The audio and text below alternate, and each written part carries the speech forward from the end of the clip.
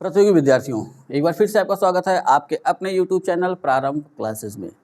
आज हम लेके आए हैं आपके लिए भूगोल की क्लास। अगर आप हमसे शुरू से जुड़े हैं तो भूगोल की क्लास एक बार चल चुकी है। पहला चैप्टर हो चुका है भारत एक सामान्य परिचय, और कॉन्स्टिट्यूशन यानी संविधान में हम लोग पढ़ चुके हैं संविधान का भाग 4 और अनुच्छेद 51 क तक, यानी भाग 4 का अनुच्छेद 51 क तक संविधान में हम लोगों ने पूरा कर लिया है। जो अभी अभी जुड़े हैं वो पीछे जाएं और पूरी वीडियो को देख करके अपना नोट्स बना लें। अब आते हैं आज के अध्याय पर। तो आज का जो अपना चैप्टर है, यानी भारत के संदर्भ में अगर हम भूगोल को देखें तो भारत की भूगर्भिक संरचना, ठीक है। तो भारत की भूगर्भिक संरचना, जियोलॉजिकल स्ट्रक्चर, ठीक, ये चैप्टर हमको पढ़ना है। अब इस चैप्टर को हम कवर करेंगे 4 वीडियो में, तो धैर्य के साथ चारों वीडियो देख लेंगे। इस चैप्टर से आने वाला कोई भी क्वेश्चन छूटेगा नहीं, ठीक है। तो थोड़ा सा विश्व भूगोल का भी हिस्सा है, लेकिन हम वहाँ तक नहीं जाएंगे। हाँ, पूरी चीज़ों को समझेंगे भारत के ही संदर्भ में, वो भी समझाया जाएगा लेकिन आगे के वीडियो में। अब ध्यान ये रखना है कि अब चैप्टर की शुरुआत करें तो हम चलते हैं पीछे अगर हम चले तो बचपन में हम लोगों ने पढ़ रखा था कि पृथ्वी आग का गोला थी, तो वहीं से इस चैप्टर को कनेक्ट करना है। जब पृथ्वी आग का गोला थी तो धीरे धीरे वो ठंडी हुई, और ठंडी होने के बाद जो चट्टानें पहली बार बनी वही कहलाती हैं भारत की भूगर्भिक चट्टानें, या उन्हीं के बारे में हमको पढ़ना है इस चैप्टर के तहत, और हमने इस वजह से इस चैप्टर का नाम दिया गया है भारत की भूगर्भिक संरचना। अब इसकी शुरुआत कहाँ से होगी? अगर भूगोल की शुरुआत जो हमने की है, जो हमारा भूगोल से संबंधित पहला वीडियो हमने जो बनाया है वो है पैंजिया का विभाजन, और पैंजिया के विभाजन के बाद से ही भूगोल शुरू होता है। जिन जिन लोगों ने वो वीडियो ना देखा हो, प्ले लिस्ट में जाएँ और भूगोल वाले प्ले लिस्ट में जाएंगे और पहली वीडियो आपको मिलेगी पैंजिया के विभाजन से संबंधित। तो था क्या? पृथ्वी आग का गोला थी, पृथ्वी धीरे धीरे ठंडी हुई, उसके बाद पृथ्वी पर कई वर्षों तक बारिश होती रही, फिर उसके बाद पृथ्वी पर आया हिमयुग। हिम का मतलब कि पूरी पृथ्वी बर्फ से ढक गई, फिर उसके बाद शुरुआत होती है बर्फ का पिघलना और जीवन की शुरुआत, ठीक है। तो अगर पूरे भूगोल या इतिहास की संरचना के दृष्टिकोण से पूरे हिस्से को अगर बांटा जाए तो 4 महाकल्प में इनको रखा जाता है, ठीक है। और 4 महाकल्प कई कल्प में बटे हुए हैं, और वो कई युग में बटे हुए हैं। तो किसी एक वीडियो में आगे चल के कभी समझाऊंगा कि कौन कौन सा कल्प है, कौन सा महाकल्प है और कौन सा युग है, ठीक है। लेकिन यहाँ कुछ नाम आएंगे, तो जहाँ जो नाम आएगा वो नाम ध्यान में रख लेना है। जैसे देखा जाए तो जो पहला अपना कल्प, पृथ्वी की शुरुआत लगभग 5 अरब वर्ष पहले, ये पृथ्वी सौर परिवार बना 5 अरब से लगभग 11.7 अरब वर्ष पहले। आज से ये जो पूरा सौर मंडल हम देख रहे हैं, सूर्य हमारा पिता है और 8 ग्रह उसके चक्कर लगा रहे हैं, 8 ग्रह, अन्य क्षुद्र ग्रह, ठीक है, और उल्का पिंड, वो सारे एक साथ सम्मिलित हैं और वही पूरे सूर्य का परिवार है। ग्रह, उनके उपग्रह, ठीक, क्षुद्र ग्रह और उल्का पिंड, ये परिवार है सूर्य का। तो इनका निर्माण अगर देखा जाए तो आज से 13.7 अरब वर्ष पहले शुरू हुआ, और 5 अरब वर्ष पहले ऐसा माना गया कि सूर्य बन गया। सूर्य का चक्कर लगाते हुए 8 ग्रह बन गए, इन ग्रहों के उपग्रह बन गए, ये सारी संरचना बन गई। अब जीवन के संदर्भ में अगर देखें या संरचना के दृष्टिकोण से देखें तो जो पहली संरचना बनी वो थी पृथ्वी के ठंडे होने के बाद जो पहली चट्टान बनी, जिसको हमने नाम दिया था या नाम दिया गया पैंजिया। उसको ऐसे समझिए, ठीक। तो ये 7 महाद्वीप हमको दिखाई दे रहा है। अगर इन 7 महाद्वीपों को ले आकर के जोड़ दिया जाए तो उस नक्शे में एक साथ सारे के सारे फिट हो जाते हैं। तो इससे इस थ्योरी को काफ़ी बल मिलता है कि हाँ, संपूर्ण पृथ्वी पहले एक ही भूखंड रहा होगा। पहले एक भूखंड था, किनारे किनारे जो है एक सागर सा खुला। जब बारिश हुई तो कोई भी चीज़ गर्म हो के, जब गर्म है या तरल है, जब हम उसको लिक्विड में डालेंगे या ठंडा करने के लिए जब उसको डालेंगे तो वो सिकुड़ जाएगी। तो ऐसे ही माना गया कि पृथ्वी पहले जो है गर्म थी, तरल अवस्था में थी, और जब धीरे धीरे ठंडी हुई तो बीच का हिस्सा जो सिकुड़ा वो बन गया प्राथमिक चट्टान, जिसको हम कहते जिसको नाम दिया गया पैंजिया, ठीक है। तो आगे चल के इनका नामकरण कर लीजिए। ये कौन सा समुद्र था? पैंथालाशा, और ये क्या बना? संपूर्ण खंड, इसको कहा गया पैंजिया, ठीक है। तो यही है अपनी प्राथमिक चट्टान, और इसी से संदर्भित करके पूरे चैप्टर को देखना होगा, ठीक है। पैंजिया का विभाजन गोंडवाना का उत्तर की तरफ आगे बढ़ना। ठीक, तो अगर पूछा जाए कि क्या भारत में प्रारंभिक चट्टानें हैं, ठीक, तो भारत का जो प्रायद्वीपीय हिस्सा है ना, नीचे वाला हिस्सा, ये प्रायद्वीपीय हिस्सा इन्हीं प्राचीन चट्टानों पर ही निर्मित हुआ है और वो पैंजिया का ही भाग है, क्योंकि आगे चल के पैंजिया दो भागों में टूट जाता है और जब ये दो भागों में टूटता है तो नीचे का हिस्सा बनता है गोंडवाना लैंड और ऊपर का हिस्सा बनता है अंगारा लैंड। ऐसा तो हम लोगों ने पढ़ ही रखा है पीछे की क्लास में। ये बना गोंडवाना लैंड और ये बना अंगारा लैंड। ठीक है, अभी ध्यान रखना है कि उस तरीके से अगर देखा जाए, बीच में भूमध्य रेखा, भारत को नीचे होना चाहिए, भूमध्य रेखा या विषुवत रेखा के नीचे होना चाहिए, लेकिन जो भारत का ये वाला हिस्सा है ना, दक्षिणी भारत, जिसको हम प्रायद्वीपीय भारत कहते हैं, ये उत्तर की तरफ प्रवाहित हुआ, यानी अंगारा लैंड की तरफ प्रवाहित हुआ और चला आया भूमध्य रेखा के इधर 6 डिग्री 4 मिनट। अगर आपको याद होगा तो भारत का अक्षांश से विस्तार शुरू होता है 6 डिग्री 4 मिनट उत्तरी अक्षांश से। ठीक है, तो ये चला आया भूमध्य रेखा के इधर। अब ये ध्यान रखना है कि हमको पढ़ना भी इसी के बारे में, यही है भारत की प्राचीनतम चट्टानें और इसी को हम कहते हैं भारत, जो ये चैप्टर का नाम है ना, भारत की भूगर्भीय संरचना, उसके तहत अध्ययन भी जो हम करेंगे वो इन्हीं चट्टानों का करेंगे, यानी कि पैंजिया वाली प्रारंभिक चट्टानों का ही अध्ययन हमको करना है। ठीक है, अब देखिए तो यहाँ जो प्राचीनतम चट्टान पाई जाती है, भी जैसे सीधा सा सिंपल सा क्वेश्चन पूछा जाए कि भारत में प्राचीनतम चट्टानें कहाँ पाई जाएंगी या भारत में पैंजिया का हिस्सा कहाँ पाया जाएगा, तो सीधा सा अपना आंसर है प्रायद्वीपीय भारत या दक्षिण भारत। प्रायद्वीपीय भारत, प्रायद्वीप क्यों कहा गया, या इसको हम कह सकते हैं दक्षिण भारत। तीन तरफ से जल से घिरा हुआ है ना, तो तीन तरफ से जल से घिरा हुआ जो भी स्थलखंड होगा उसको हम प्रायद्वीप कहेंगे। चारों तरफ से जल से घिरा हुआ छोटा स्थलखंड द्वीप और बड़ा स्थलखंड महाद्वीप। ठीक है, ये विभाजन मैंने पहले भी बता रखा था। तो अब यहाँ पे आते हैं, तो ये प्रायद्वीपीय भारत प्राचीनतम चट्टानों से निर्मित है विश्व की, जिसका नाम है पैंजिया, और पैंजिया का विभाजन दो भागों में हुआ, अंगारा लैंड और गोंडवाना लैंड। इतना इसलिए समझ लेना है ना कि थोड़ा सा टॉपिक चैप्टर जो है टिपिकल होता है और थोड़ा सा ध्यान देने के बाद ये हमको समझ में आ जाएगा। ठीक है, पैंजिया का विभाजन हुआ, विभाजन होने के बाद गोंडवाना लैंड, जिसको हमने प्रायद्वीपीय भारत का, ये खिसका ऊपर की तरफ, जो भारत वाला हिस्सा है, और भूमध्य रेखा को पार करके पहुंच गया 6 डिग्री 4 मिनट उत्तरी अक्षांश पर। ठीक है, अब भारत की भूगर्भिक संरचना पर आते हैं। अब भारत की भूगर्भिक संरचना अगर हम देखें तो ये शुरुआत होती है कि भारत के भूगर्भ में कितनी चट्टानें पाई जाती हैं। तो भारत के भूगर्भ में हमको दो तरह की चट्टानें मिलेंगी, एक प्राचीनतम चट्टान और दूसरी नवीनतम चट्टान। अभी जैसा कि मैंने आपको बता रखा था कि कुछ महायुग, महाकल्प आएंगे, कुछ कल्प आएंगे, कुछ युग आएंगे, जिसमें इनका जो है बंटवारा किया गया है इनके निर्माण को ध्यान में रखते हुए। तो भारत की जो प्राचीनतम चट्टानें हैं, यानी अभी हमने क्या नाम दिया था, प्राचीनतम चट्टानों को अगर देखा जाए तो हम कह सकते हैं ना पैंजिया का हिस्सा, पैंजिया का हिस्सा कह सकते हैं, और वो हिस्सा कौन सा था, गोंडवाना। ठीक है, तो ये प्राचीनतम चट्टान है। अब इनको अगर हम महाकल्प और कल्प में रखें, ठीक है, तो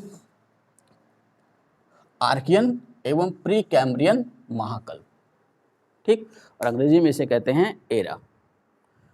तो भारत की प्राचीनतम चट्टानें इसी पैंजिया से ही निर्मित हैं। पैंजिया का विभाजन होने के बाद जो गोंडवाना लैंड बना वही भारत की प्राचीनतम चट्टानें हैं। और पूरे विश्व के संदर्भ में इसको समझना है, पूरे विश्व में जो पहली चट्टानें हैं वो किस क्रम की हैं, आर्कियन क्रम की ही हैं, और आर्कियन क्रम या प्री कैम्ब्रियन महाकल्प। ठीक है, तो ये ध्यान रखना है कि आर्कियन क्रम और प्री कैम्ब्रियन कल्प, तो आर्कियन क्रम जो नाम दिया गया इन चट्टानों को, और अगर हम महाकल्प के बारे में अगर इसको महाकल्प से अगर डिवाइड करें या महाकल्प में अगर बांटें तो हमारा कल्प हो जाता है प्री कैम्ब्रियन महाकल्प। ठीक है, तो ये प्राथमिक चट्टानें बनी। अब ये ध्यान रख लेना है कि पूरे विश्व के संदर्भ में अगर समझें तो तीन तरह की चट्टानें पाई जाएंगी।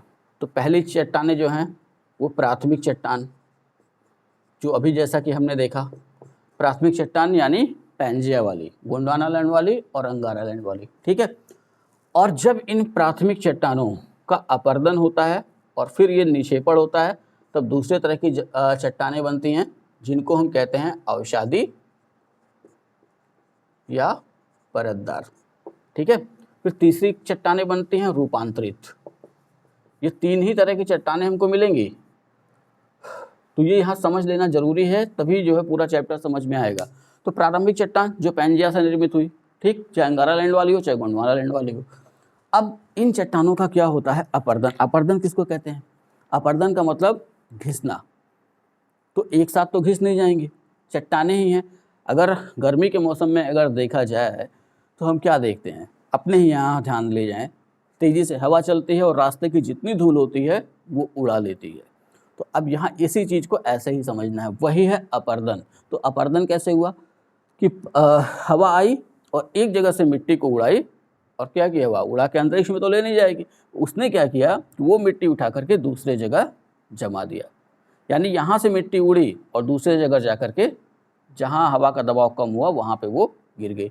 तो एक तरफ तो हुआ अपरदन और दूसरी तरफ हुआ निक्षेपण। जहाँ वो जमी उसको कहेंगे निक्षेपण, जहाँ से वो मिट्टी उड़ी वहाँ से कहेंगे मिट्टी का अपरदन हुआ। समझ में आ गया? तो ऐसे ही चट्टानों के संदर्भ में भी समझना है। जैसे एक उदाहरण मैं दूँ, मेरे हाथ में ये दो चाक हैं, ठीक है, तो ये मान लेते हैं कि ये है अपनी आर्कियन क्रम की चट्टान। अब किसी भी वजह से, हवा से, दबाव से, या किसी भी वजह से, या दो चट्टानों के घर्षण से मान लेते हैं कि नीचे तो हम देखने नहीं जा रहे हैं, हो सकता है कि जब 7 महाद्वीप हैं तो ये पैंजिया भी धीरे धीरे टूटा होगा। जब टूटा होगा तो आपस में कुछ नहीं तो रगड़ खाए ही होंगे। तो रगड़ खाने से अगर इनको रगड़ा जाए तो हम क्या देखते हैं कि छोटे छोटे कण जो है नीचे गिरते हैं और नीचे गिरने के बाद जम जाते हैं। ठीक है, तो जो पहली चट्टान है यानी आर्कियन क्रम की जो चट्टान है या प्री कैम्ब्रियन महाकल्प की जो चट्टान थी जिसको हमने नाम दिया है पैंजिया, उसका जब अपरदन हुआ, अपरदन का मतलब कि जब वो धीरे धीरे घिसना शुरू हुई, जब अपरदन हुआ तो छोटे छोटे कण पहली चट्टान से निकले और दूसरी जगह जाकर के जमने लगे या उसी के बगल में जमने लगे। तो जो दूसरा जमा हुआ ना, या जो ऐसा जमा होगा उसको कहेंगे अवसादी या परतदार चट्टानें। तो ध्यान रख लेना है कि जब भी अपरदन होगा, अपरदन का मतलब कि वो सतह घिसे, तो घिसने के कई कारण होते हैं। जल द्वारा भी हो सकता है, हवा द्वारा भी हो सकता है, चट्टानों के टकराने से भी हो जा सकता है, चट्टानों के घर्षण से भी हो सकता है, या प्रकृति का नियम तो शाश्वत है कि अगर उत्पत्ति हुई है तो विनाश भी होगा, अगर विनाश है तो उत्पत्ति भी होगा। तो इसी कॉन्सेप्ट के आधार पर इसको समझना होगा कि आर्कियन क्रम की चट्टानों का धीरे धीरे होगा अपरदन, और जब आर्कियन क्रम की चट्टानों का जब अपरदन होगा तो अपरदन के बाद जो कण निकलेंगे वो कहीं गिरेंगे भी। तो जब वो कहीं गिरे और जब वो जमे तो धीरे धीरे वो जो जमेंगे और उस जमाव को या उस जमाव से बनने वाली चट्टान को हम कहेंगे अवसादी या परतदार चट्टान। तो ये दो क्लियर हुआ। तीसरा रूपांतरित। अब इन्हीं चट्टानों पर, चाहे प्राथमिक चट्टान हो चाहे आर्कियन, प्राथमिक का मतलब यहाँ ध्यान रख लेना है, जैसे हम प्राथमिक चट्टान कहेंगे वहाँ पे इन चट्टानों को आर्कियन क्रम की ही चट्टान कहेंगे। ठीक है, आर्कियन क्रम की चट्टानें या प्राथमिक चट्टान या चट्टानों का पिता। ठीक, तो इसी आर्कियन क्रम की ही चट्टानों से सारी चट्टानें बनी हुई हैं। अब यहाँ ध्यान रखना है कि प्राथमिक चट्टान और अवसादी चट्टान पे ताप और दाब, ये दो चीज़ें जब अधिक बढ़ जाएंगी तो ये क्या करेंगे, अपना रूप बदल लेंगे, और जब अपना रूप बदल के जो अगली चट्टान बनेगी वो कहलाएगी रूपांतरित चट्टान। ठीक है, तो भारत के संदर्भ में ये तो चट्टान हो गया। तो भारत में हमको देखने को मिलता है कि हम प्राचीन काल से लेकर के यानी आर्कियन क्रम की चट्टानों से लेकर के हमको सेनोजोइक महाकल्प के क्वाटरनरी कल्प तक की चट्टानें मिलती हैं। ठीक है, तो वो तो बात की बात है, जब इसको कल्प में बांटेंगे थोड़ा टिपिकल चैप्टर इसलिए पड़ेगा, वो यहाँ इसलिए नहीं जोड़ा गया कि समझने में हो जाती दिक्कत। तो अभी खाली ध्यान ये रखना है कि जो पहला प्रक्रम बना हमारा कि भारत की प्राचीनतम चट्टानें किस कल्प की हैं, तो कैम्ब्रियन महाकल्प, और इन चट्टानों को नाम क्या दिया गया है, आर्कियन क्रम। ठीक है, तो आर्कियन क्रम की चट्टानें कह लें, ठीक, या इनको कह लें कैम्ब्रियन महाकल्प की चट्टानें, प्री कैम्ब्रियन महाकल्प की चट्टानें। ठीक है, कैम्ब्रियन इसके बाद आएगा। तो प्री कैम्ब्रियन काल की जो चट्टानें हैं वो आर्कियन क्रम की हैं। अब यहाँ ध्यान रखना है कि हमने भी शुरुआत में क्या कहा था, पृथ्वी आग का गोला थी। पृथ्वी धीरे धीरे ठंडी हुई, ये कहा था ना। तो जाहिर सी बात है ऐसे जितनी भी चट्टानें बनेंगी उनको हम क्या कहेंगे, उनको एक नाम देंगे और उनको कहा जाता है आग्नेय चट्टानें। ठीक, आग्नेय चट्टान इसलिए क्योंकि ये जलते हुए लावा या जलते हुए मैग्मा के ठंडा होने से बनती हैं। तो जितनी भी ऐसी गर्म चट्टानें होंगी जो तरल अवस्था में रही होंगी, बाद में ठंडी हुई होंगी, तो उन चट्टानों को हम कहते हैं आग्नेय चट्टानें। ठीक है, अभी आगे भी समझाऊंगा। और भारत में जो दूसरी संरचना पाई जाती है भूगर्भिक दृष्टिकोण से, उनको हम कहते हैं नवीनतम चट्टान। ठीक, और ये मिलेगी हमको सेनोजोइक महाकल्प में और सेनोजोइक महाकल्प के क्वार्टनरी कल्प में। ठीक है, तो यहाँ कल्प को पीरियड कहा जाता है और महाकल्प को एरा, ये ध्यान में रखना है। तो अगर कभी पूछे कि नवीनतम चट्टान का संबंध किस महाकल्प से, तो सेनोजोइक महाकल्प से। ठीक है, अगर यही पूछे कि नवीनतम चट्टान किस पीरियड से या किस कल्प से, तो क्वार्टनरी कल्प से। एक एक पॉइंट पे इसलिए ध्यान रखना है कि आजकल ऐसे ही क्वेश्चन उठाए जा रहे हैं। ठीक, अब बढ़ते हैं आगे। तो ये तो समझने वाली बात थी। अब ये समझना इसलिए पड़ता है कि अगर इतना थोड़ा बहुत भी अगर इसमें से समझ में आया तो इसका मतलब आगे का चैप्टर आसान हो जाएगा। ठीक है, अब हम चल रहे हैं पृथ्वी के नीचे।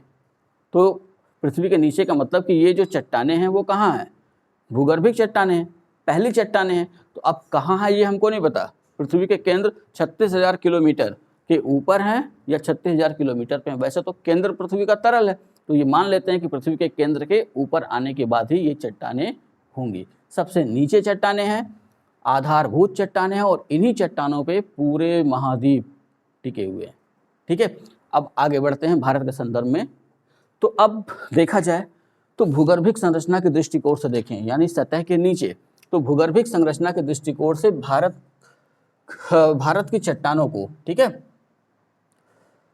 भारत की चट्टानों को 3 भागों में विभाजित, या ठीक, भारत को लिखिए यहाँ पे। ठीक है, भारत को 3 भागों में विभाजित किया जाता है। अगर भूगर्भिक दृष्टिकोण से देखें तब सतह के नीचे जो बनावट है उसके हिसाब से देखें, तब नीचे का मतलब ये सतह नहीं समझ लेनी है भूपर्वती, एकदम नीचे। नीचे का मतलब अभी समझा रहा हूँ ना कि हो सकता है कि पृथ्वी के केंद्र से थोड़ी ऊपर ही ये चट्टानें हों, कहीं थोड़ी ऊपर होंगी, कहीं हमको पृथ्वी के थोड़ा सा नीचे जाने भी मिल जाएंगे, उसके लिए चलना होगा अरावली। ठीक है, तो सबसे आसानी से ये चट्टानें जहाँ हमें दिखेंगी आर्कियन क्रम की, वो क्षेत्र है अरावली। तो भूगर्भिक संरचना के दृष्टिकोण से भारत को 3 भागों में विभाजित किया जाता है। तो पहला बेसिक क्वेश्चन यही बनता है कि भूगर्भिक संरचना के दृष्टिकोण से भारत को कितने भागों में बांटा जाएगा। हमारा आंसर क्या हो जाएगा, 3 भागों में। ठीक, और ये भाग होंगे क्या, पहला भाग है दक्षिण का प्रायद्वीपीय पठार जो, ठीक, दूसरा भाग उत्तर की विशाल पर्वतमाला, और तीसरा भाग उत्तर भारत का विशाल मैदानी भाग। ठीक है, तो ये भूगर्भिक दृष्टिकोण से अगर हम भारत को बांटें, इन सतह के नीचे जाके अगर हमको भारत को बांटना हो तो ये 3 हिस्सों में भारत बटेगा। अब ये क्या ध्यान रखना है कि ये जो देख रहे हैं ना, ये 3 हिस्सा जो मैंने बता रखा है, तो इसको ऐसे समझिए कि भारत के निर्माण का ये प्रक्रम है।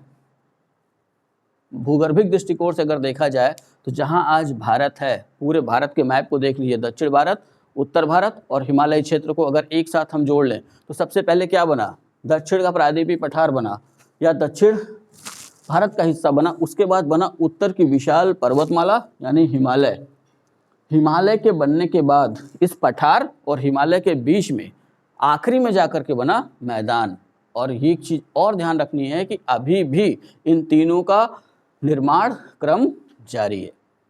हाँ, ये अलग बात है कि जो दक्षिण का पठार है ऊपर की तरफ ये घर्षित हो रहा है, अब नीचे क्या हो रहा है ये अनुमान ही लगाया जा सकता है। तो मैंने जैसे कि अभी समझाया कि ये प्रक्रिया रुकेगी नहीं, इसको हम एक क्रम कहते हैं या एक चक्र कहते हैं, चट्टानी चक्र, कि आर्कियन क्रम की चट्टानों का अपर्दन होगा, उससे आगे चल के धारवाड़ क्रम की चट्टानें बनेंगी, उससे आगे चल के कुडब्बा क्रम की चट्टानें बनेंगी, उससे आगे चल के विंध्य क्रम की चट्टानें बनेंगी। ये क्रम चलता रहेगा। फिर ताप और दाब बनेगा, फिर ये चट्टानें प्राथमिक चट्टान से अवसादी चट्टान हो जाएंगी या परतदार चट्टान हो जाएंगी, फिर आगे चल के रूपांतरित चट्टान में बदल जाएंगी, और अधिक ताप दाब पड़ेगा, फिर ये चट्टानें तरल में बदल जाएंगी ताप और दाब की वजह से, और फिर ठंडी होंगी, फिर बदल जाएंगी प्राथमिक चट्टानों में। ये पूरा है चट्टान चक्र जो ऐसे चलता रहेगा। तो उस संदर्भ में ये ध्यान रखना है कि भारत के हिस्से की बात की जाए तो सबसे पहले बना दक्षिण भारत का प्रायद्वीपीय पठार या दक्षिण भारत का प्रायद्वीपीय भाग, फिर बना उत्तर की विशाल पर्वतमाला, फिर बना उत्तर भारत का विशाल मैदानी भाग। जैसे जैसे आगे बढ़ेंगे वैसे वैसे आपको समझ में आना शुरू हो जाएगा कि घटनाक्रम कैसे हो रहा है। तो इसमें से पहले वाले पे फोकस करते हैं, दक्षिण का प्रायद्वीपीय पठार। ठीक है, अब यहाँ हम क्या देखते हैं, जो पहला क्वेश्चन बनता है दक्षिण का प्रायद्वीपीय, जैसा अभी समझाया थोड़ी देर पहले कि दक्षिण का प्रायद्वीपीय पठार किसका हिस्सा है, गोंडवाना लैंड का भाग है। यानी अब इसी क्वेश्चन को बदल दिया जाए, भारत किन प्राचीनतम चट्टानों पर स्थित है, तब भी हमारा आंसर क्या होगा, गोंडवाना लैंड। गोंडवाना लैंड नहीं दिया हुआ तो क्या, आर्कियन क्रम। ठीक है, अगर महायुग पूछा हुआ है या महाकल्प पूछा हुआ है तो प्री कैम्ब्रियन महाकल्प। ठीक, ये ध्यान रखना है, कैम्ब्रियन महाकल्प भी है, इसके बाद आएगा। प्री का मतलब पहले, प्री कैम्ब्रियन महाकल्प। तो ये भारत की स्थिति हो गई। अब पहला हम पढ़ेंगे इसमें से दक्षिण का प्रायद्वीपीय पठार। अब दक्षिण के प्रायद्वीपीय पठार, हाँ ये ध्यान रखना है कि इससे संबंधित 2 वीडियो बनेगी। ठीक, और 2 वीडियो में हम खाली दक्षिण का प्रायद्वीपीय पठार ही पढ़ेंगे। उसके बाद तीसरी वीडियो में हम पढ़ेंगे उत्तर की विशाल पर्वतमाला और चौथी वीडियो में पढ़ेंगे उत्तर भारत का विशाल मैदानी भाग। अब आइए यहाँ पे, तो दक्षिण का प्रायद्वीपीय पठार प्राचीनतम गोंडवाना लैंड का भाग है। ठीक, और समझने के लिए ही कि विश्व की प्राचीनतम चट्टानों से निर्मित है। अभी हमने क्या देखा, ये गोंडवाना किसका हिस्सा था, पैंजिया का हिस्सा था ना, और पैंजिया ही प्राचीनतम चट्टान है। तो इस हिसाब से विश्व के प्राचीनतम चट्टानों से निर्मित है भारत का प्रायद्वीपीय हिस्सा। ठीक है, आर्कियन युग की आग्नेय चट्टानों से निर्मित, जैसा कि भी मैंने समझाया, पृथ्वी आग का गोला से जब ठंडी हुई तभी ये चट्टानें बनी। तो जब ये चट्टानें बनेंगी ना, तो ऐसी चट्टानों को जो गर्म थी हम कहते हैं आग्नेय, यानी कि आग से निर्मित। ठीक है, तो ये हो गई आग्नेय चट्टानें। ठीक, अब इसी पहले पॉइंट में दक्षिण का प्रायद्वीपीय पठार जब हम पढ़ते हैं तो दक्षिण में जो चट्टानों का जो क्रम मिलता है उस हिसाब से हम बांटते हैं। अब देखते हैं कि भारत के प्रायद्वीपीय भारत की भूगर्भिक संरचना में चट्टानों के कितने क्रम मिलते हैं। ठीक है, तो आगे बढ़ाते हैं। प्रायद्वीपीय भारत की भूगर्भिक संरचना में चट्टानों के निम्न क्रम मिलते हैं।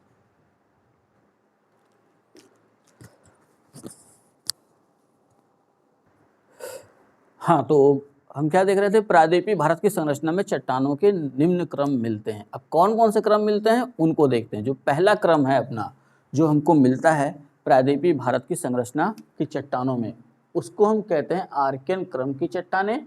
अब इन्हीं चट्टानों को, जैसा कभी शुरुआत में मैंने बोला था, आग्नेय चट्टान भी कह सकते हैं, आधारभूत चट्टान भी कह सकते हैं। ठीक, उसी तरह आधारभूत को हम आधार चट्टान ऐसा भी लिख सकते हैं। ठीक है, अब पेपर बनाने वाला कहीं से भी इसको उलझाने के लिए बदल सकता है।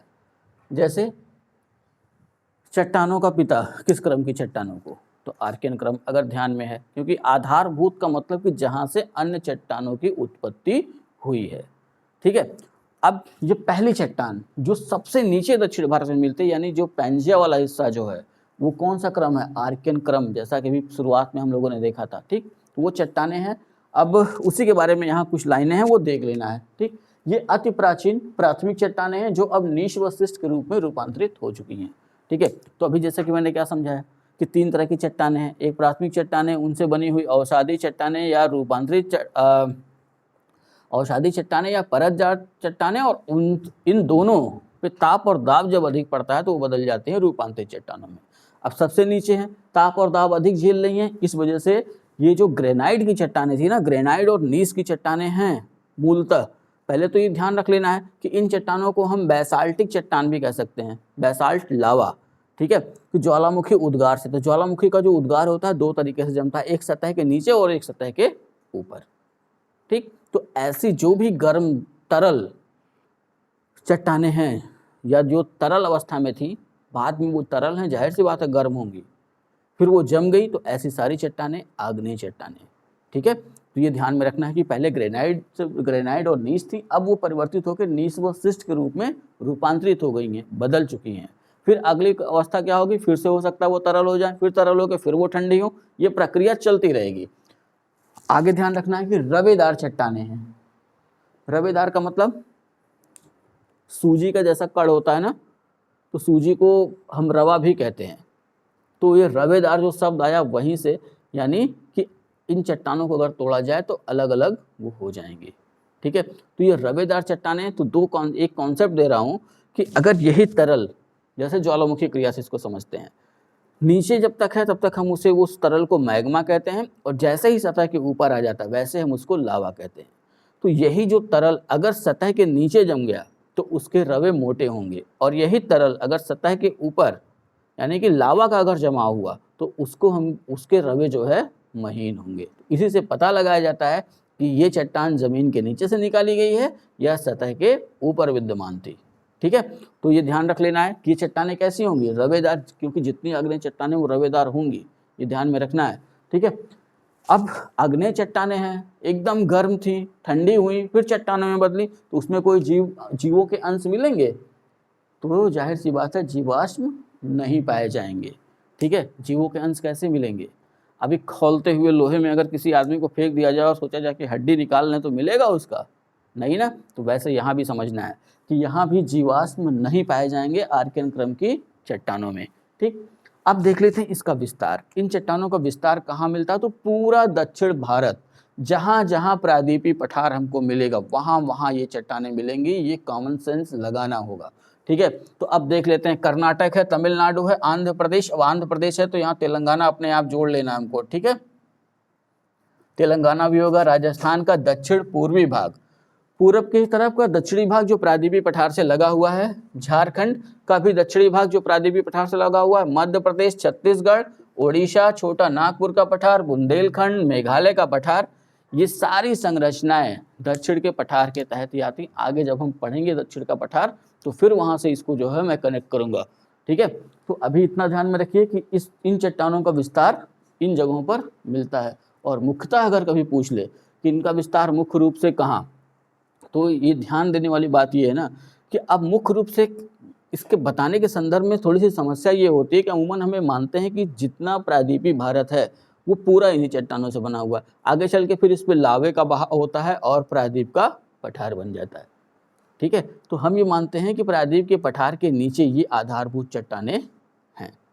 ठीक, आगे इसमें देखें तो ऐसा माना जाता है कि जैसे हिमालय को हम 4 भागों में बांटते हैं पढ़ने के दृष्टिकोण से। वैसे हिमालय है 3 भागों में, बृहद हिमालय, लघु या मध्य हिमालय और शिवालिक।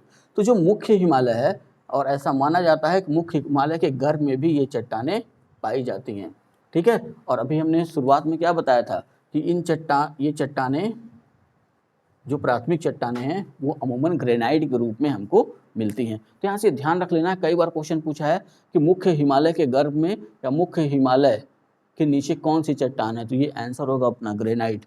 ठीक है, तो ये चट्टानें मुख्य हिमालय के गर्भ में भी पाई जाती हैं। अभी ध्यान रखना है कि ये खनिज संसाधनों से परिपूर्ण है कि नहीं। तो हर वो चट्टान और हर वो लावा जो ज्वालामुखी द्वारा बाहर आ रहा है, और या वो मैग्मा जो बाहर ना आकर के सतह के नीचे ही जम गया है, वहाँ खनिज संसाधन पाए जाएंगे। तो ये चट्टान भी खनिज संसाधनों से परिपूर्ण है। ऐसा माना जाता है कि अगर हम इन चट्टानों तक पहुँच गए ना तो फिर ये सोना चांदी वाली व्यवस्था जो है ये काफ़ी सस्ते हो जाएंगे। लेकिन ये ध्यान रखना है कि जिसको निकालने में जितना ज़्यादा धन खर्चा होगा वो उतना ही महंगा होगा। ठीक है, अब सोना कैसे मिलता है? ऐसे तो मिलेगा नहीं। तो सोना इसी धारवाड़ क्रम की चट्टानों में या आर्कियन क्रम की चट्टानों की नसों में पाया जाता है। अगर पत्थर कभी तोड़ा होगा तो क्या देखते हैं कि पत्थर तोड़ने के बाद पतली पतली उसमें धारियां बनी होती हैं, वही हैं वो नसें पत्थरों की, और इन्हीं नसों में सोना ये धातुएं पाई जाती हैं। ठीक है, तो सबसे मुश्किल से निकलता है सोना, इसलिए सोना सबसे महंगा धातुओं में। ठीक है, तो ये ध्यान रख लेना है, खनिज संसाधनों से परिपूर्ण है, लेकिन प्राथमिक चट्टान है, अधिक गहराई में पाई जाती हैं, और अधिक गहराई में पाए जाने के कारण इनका दोहन यानी कि इनमें से उन खनिज धात्विक या अधात्विक खनिजों को निकालना काफ़ी कठिन काम होगा। ठीक है, तो अभी जो है लगभग कोई भी ऐसा क्षेत्र नहीं है जहां अभी भारत में आर्कियन क्रम की चट्टानों से हम धातुओं को निकालते हों, क्योंकि काफ़ी नीचे जाना होगा, और काफ़ी नीचे जाने के लिए हाँ ये अलग बात है कि आर्कियन क्रम के अपर्दन से जो धारवाड़ क्रम की जो चट्टानें बनी वहाँ से हमको ये धातुएँ मिल जाती हैं। ठीक है, तो आगे अगला ध्यान रखिए, यहाँ पे एक पॉइंट ध्यान रख लीजिएगा, क्योंकि पुरानी किताबों में कुछ अलग मिलता है और अब ये थोड़ा सा अपडेटेड है। तो यहाँ ध्यान रखना है कि प्री कैम्ब्रियन काल में अरावली पर्वत श्रेणी का निर्माण मोड़दार या इसी को हम वलित कह लेते हैं, या इसी को हम अंग्रेजी में फोल्डेड कह लेते हैं। ठीक है, वलित निर्माण मोड़दार पर्वत के रूप में हुआ या प्रारंभ हुआ। ये ऐसा मैं इसलिए कह रहा हूँ ना कि कोई भी पर्वत श्रेणी ऐसी नहीं है कि एक ही बार हुआ और उसका निर्माण रुक गया। तो कुछ लोगों का मानना है कि प्री कैम्ब्रियन काल से इसका निर्माण शुरू हुआ और पहुँचते पहुँचते पैलियोजोइक महाकल्प, या ये कह सकते हैं धारवाड़ क्रम की जब चट्टानें बनी तो वहाँ तक इसका निर्माण होता रहा। तो कहीं हमको धारवाड़ क्रम में अरावली मिल जाएगा और कहीं प्री कैम्ब्रियन काल में, लेकिन ये ध्यान रख लेना, इसलिए मैंने इसको क्लियर कर लिया है कि निर्माण मोड़दार पर्वत के रूप में प्रारंभ हुआ। ठीक है, अरावली पर्वत श्रेणी का। अब अगर कभी पूछे कि अरावली पर्वत श्रेणी का निर्माण कब हुआ, कब प्रारंभ हुआ, तो अब हमें एक ही आंसर देना है, प्री कैम्ब्रियन काल। ठीक है, अब ये ध्यान रख लेना है कि ऐसे जितने भी, यह विश्व के प्राचीनतम वलित पर्वतों में से एक है। ठीक, अगर भारत के संदर्भ में एक क्वेश्चन पूछे कि विश्व का सबसे प्राचीनतम वलित पर्वत और उसमें अरावली दिया हुआ है, तो हमें कहीं और देखने की ज़रूरत नहीं है अगर इंडिया में पेपर दे रहे हैं तो। ठीक है, क्योंकि इसके साथ साथ और भी चट्टानें बनी, और भी पर्वत बने, लेकिन अरावली को हम विश्व के प्राचीनतम वलित पर्वतों में से एक, और भारत के संदर्भ में कई बार क्वेश्चन पूछा जा चुका है कि भारत का सबसे प्राचीनतम वलित पर्वत, क्योंकि हिमालय भी वलित पर्वत है। फोल्डेड वलित हम इसलिए कहते हैं कि, हाँ एक मिनट में बता रहा हूँ, कि जैसे मान लेते हैं ये पूरी सतह है। ठीक है, किसी भी कारण से एक तरफ से दबाव पड़े या दोनों तरफ से दबाव पड़े तो हम क्या देखते हैं, ये हिस्सा इस तरीके से ऊपर उठ जाता है, और जब ये ऐसे ऊपर उठा तो ये क्या हुआ, फोल्ड हुआ ना। और इसी को कहते हैं, अगर शुद्ध हिंदी में कहें तो क्या कहते हैं, इसमें बल पड़ गया तो ये वलन हुआ। ठीक है, तो ऐसे पर्वत जो बनेंगे उसको हम कहेंगे वलित पर्वत या फोल्डेड पर्वत। समझ में आ गया। तो अरावली कैसा है, मोड़दार पर्वत है या वलित पर्वत है या फोल्डेड पर्वत है। हिमालय भी ऐसा है, लेकिन हिमालय का निर्माण काफ़ी बाद में, किस युग में हुआ वो हम आगे जब हिमालय की भूगर्भिक संरचना देखेंगे तब वहाँ पे पढ़ेंगे। ठीक, अब ये ध्यान रखना है कि विश्व का प्राचीनतम वलित पर्वतों में से एक है, भारत का सबसे प्राचीन वलित पर्वत है। ये भी क्वेश्चन कई बार पूछा हुआ है, यहाँ ध्यान बनाकर रखना कि भारत का सबसे प्राचीन वलित पर्वत, क्या आंसर होगा, अरावली। ठीक है, तो ये सबसे बेसिक है, ये ध्यान में रखना है। तो आगे बढ़ते हैं और देखते हैं प्रायद्वीपीय भारत की संरचना में चट्टानों का दूसरा क्रम हमको कौन सा मिलता है। तो दूसरा क्रम जो हमको मिलता है प्रायद्वीपीय भारत में चट्टानों का, वो है धारवाड़ क्रम।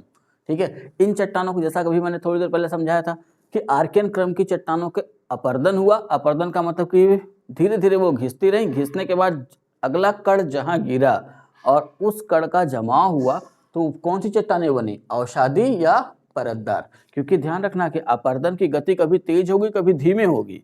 तो अपर्दन जब तेज होगा तो अलग परत हमको दिखेगी, और जब धीमे होगा तो अलग परत दिखेगी, क्योंकि समय के साथ साथ परिवर्तन भी तो होगा उसके रंग में। तो ऐसे से अंदाजा लगा लिया जाता है कि ये अवसादी, वो अवसादी चट्टान है या परतदार। ठीक है, तो धारवाड़ क्रम की चट्टानें कैसी, अवसादी हो गई, परतदार हो गई। ठीक है, और जितनी भी ऐसी परतदार चट्टानें होंगी वहां से खनिज संसाधन निकालना काफी आसान होगा। ठीक है, अब आगे देखते हैं।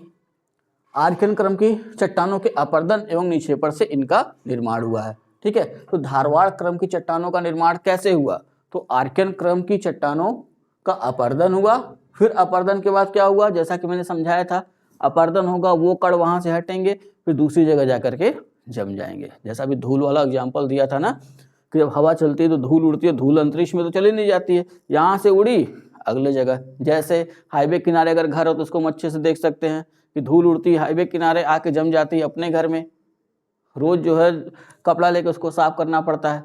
ठीक है, तो वही है निक्षेपण, और जहाँ से धूल उड़ी वो था अपर्दन। तो वैसे ही इन चट्टानों का भी ऐसे अपर्दन होगा। अपर्दन होने के बाद फिर वो कण एक जगह जाकर के जमेंगे, जिनको हम कहेंगे निक्षेपण से इनका निर्माण हुआ है। ठीक, तो पहला पॉइंट यही है कि धारवाड़ क्रम की चट्टानों का निर्माण कैसे, तो आर्कियन क्रम की चट्टानों के अपर्दन व निक्षेपण से। ठीक है, आगे अब ये देखना कि चट्टानें कहाँ पाई जाती हैं, तो पाई तो हर जगह जानी चाहिए, क्योंकि आर्कियन क्रम के अपर्दन से बन रही है तो थोड़ी बहुत तो हर जगह होनी चाहिए। लेकिन ये ध्यान रखना है कि मुख्यतः विकास इसका जो हुआ है वो कर्नाटक के धारवाड़ क्षेत्र में। ठीक है, धारवाड़ क्षेत्र में इसका विकास हुआ, अतः इस चट्टान का नामकरण क्या कर दिया गया, धारवाड़ क्रम की चट्टानें। धारवाड़ जिला है कर्नाटक का, तो वहाँ अब तो उस क्षेत्र में ये चट्टानें सबसे अधिक पाई जाती, इसलिए इस चट्टानों का नामकरण कर दिया गया धारवाड़ क्रम की चट्टानें। इन चट्टानों का जन्म स्थान, अब इन चट्टानों का जन्म स्थान का मतलब कि कहाँ से इनका जन्म हुआ, कहाँ से इनकी शुरुआत हुई, तो ध्यान रखना कर्नाटक के ही धारवाड़, शिमोगा और बेलारी जिलों में इनका जन्म स्थान माना जाता है। ठीक है, तो इन चट्टानों का जन्म स्थान धारवाड़, शिमोगा और बेलारी जिला। अब ये देखते हैं इन चट्टानों का विकास कहाँ कहाँ हुआ।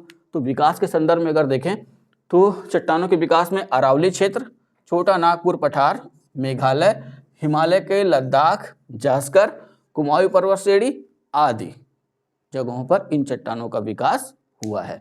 ठीक, नेक्स्ट पॉइंट पे आइए। अब यहाँ भी ध्यान रख लेना है कि आर्कियन क्रम के अपरदन से बन रही है ना, और आर्कियन क्रम की चट्टानें कैसी हैं, आग्नेय चट्टानें हैं। तो आग्नेय चट्टानें हैं तो अगली चट्टान भी लगभग उसमें भी गुण कैसे होंगे, आग्नेय वाले। जब तक पानी के संपर्क में ये चट्टानें नहीं आएंगी तब तक इसमें जीवाश्म नहीं मिलेंगे, सिंपल सा ट्रिक है। ठीक है, तो इन चट्टानों में भी जीवाश्म का पूर्णतः अभाव पाया जाता है धारवाड़ क्रम की चट्टानों में। ठीक, अब यहाँ ध्यान रखना है कि भारत की सर्वाधिक धात्विक खनिज धारवाड़ क्रम की चट्टानों में मिलते हैं। पूरे खनिजों को हम दो भागों में बांटते हैं, धात्विक और अधात्विक। सिंपल सा उदाहरण देके समझा रहा हूँ कि लोहा धात्विक खनिज और नमक अधात्विक खनिज। ठीक है, आगे जब पढ़ेंगे तो सब पढ़ाऊंगा, लेकिन अभी यहाँ इस पे ध्यान देना है। तो अगर पूछे कि भारत में सर्वाधिक धात्विक खनिज किस क्रम की चट्टानों में पाए जाते हैं, तो धारवाड़ क्रम की। सोना, लोहा, तांबा, सारे धात्विक खनिज सब कहाँ मिलेंगे, धारवाड़ क्रम की चट्टानों में। ठीक है, आर्थिक दृष्टि से सबसे धनी चट्टानें, आर्थिक दृष्टिकोण से देखा जाए तो सोना सबसे महंगा, चांदी सबसे महंगी, ये सारी धातुएं महंगी हैं, तो सब कहाँ हमको मिल रही हैं, धारवाड़ क्रम के ही चट्टानों में मिल रही हैं। तो आर्थिक दृष्टिकोण से धारवाड़ क्रम की चट्टानें सबसे धनी चट्टानें कही जाती हैं। धात्विक और अधात्विक खनिज इसमें सबसे प्रचुर मात्रा में पाए जाते हैं। ठीक है, अभी ध्यान रखिएगा, देश अभी जैसा समझाया नीचे 2 पॉइंट में क्लियर कर लेंगे ज़्यादा अच्छा रहेगा। देश की लगभग सभी धातुएं सोना, चांदी, लोहा, तांबा, मैग्नीज, जस्ता, क्रोमियम आदि इसमें पाई जाती, सब इसी चट्टानी क्रम में पाए जाएंगे। इसके साथ ही साथ सीसा, संगमरमर, कोबाल्ट, फ्लोराइट, एल्मेनाइट, अभ्रक आदि भी इसी क्रम की चट्टानों में पाए जाएंगे। ठीक है, अब सोने की बात आ गई है, तो सोना से एक चीज ध्यान रखना है कि सबसे सोने के मामले में भारत में कर्नाटक, तो कर्नाटक में ही सोना क्यों मिलता है, कर्नाटक में क्वार्ट्ज चट्टानें पाई जाती हैं। क्या कह सकते हैं कि आर्कियन क्रम से जस्ट जो चट्टानें बनी, क्वार्ट्ज चट्टानों की अधिकता होने से कोलार और धारवाड़ की घाटी में बहुतायत में मिलता है। ठीक है, तो सोने की सबसे अधिक प्राप्ति जो भारत में होती है वो कोलार, इसी पे तो मूवी बनी हुई है KGF, फुल फॉर्म क्या, कोलार गोल्ड फील्ड, तो ये नाम वहीं से आया, कर्नाटक से ही। ठीक है, तो ये ध्यान रख लेना है कि कर्नाटक में क्वार्ट्ज चट्टानों की अधिकता होने से कोलार और धारवाड़ की घाटी में बहुतायत में मिलता है, क्या मिलता है, सोना। तो ये दो हमने भारत की भूगर्भिक संरचना की भूमिका इसमें देखी, और दक्षिण प्रायद्वीपीय पठार हम पढ़ रहे हैं, और दक्षिण प्रायद्वीपीय पठार के तहत प्रायद्वीपीय भारत की संरचना में, भूगर्भिक संरचना में चट्टानों के 2 क्रम आज हम लोगों ने देखे, आर्कियन क्रम की चट्टानें और धारवाड़ क्रम की चट्टानें। अभी 4 क्रम बचा हुआ है और इसका महत्व वो हम देखेंगे अगले वीडियो में। ठीक है, तब तक आप इतना तैयार करिए। वीडियो अगर अच्छा लगा हो तो लाइक करें, कमेंट करें और वीडियो को शेयर करना ना भूलें। अगर अभी तक आपने चैनल को सब्सक्राइब नहीं किया तो चैनल को सब्सक्राइब भी कर लें, और अपने साथ पढ़ने वाले सहपाठियों को भी अपने चैनल से जोड़ें। टेलीग्राम चैनल का लिंक डिस्क्रिप्शन में पड़ा होगा, वहाँ से जाकर टेलीग्राम चैनल को ज्वाइन कर लें, क्योंकि 10 का वार सीरीज के तहत जो क्वेश्चन दिया जाता है उसकी PDF फॉर्मेट आपको वहीं मिलेगी। साथ ही साथ कुछ समय पश्चात जो क्वेश्चंस की श्रृंखलाएं शुरू होंगी, अभी कुछ क्वेश्चन मैं डाल रहा हूं, जैसे जैसे समय मिलता है तो आगे जो क्वेश्चन जो ऑब्जेक्टिव टाइप के होंगे वो भी हम उसी में ही कराएंगे। तो जितना जल्दी हो सके उसमें जुड़ जाइए, क्योंकि पेट का भी पेपर है, UPP का भी पेपर है, और जो उसके आगे सोच रहे हैं RO ARO का भी पेपर है, तो ये सारी व्यवस्थाएं मैं वहीं से मैनेज करूँगा। ठीक है, तो चैनल कुछ जितने लोग अभी तक नहीं सब्सक्राइब किए हैं अपने पास तक ही चैनल को मत रखिए, कुछ आगे भी बढ़ाइए कि जिनको ज़रूरत हो वहाँ तक ये चैनल पहुँच सके। ठीक है, तो इतना तैयार करिए, अपना बहुत ख्याल रखिए, मिलते हैं नेक्स्ट वीडियो में, तब तक के लिए जय हिंद।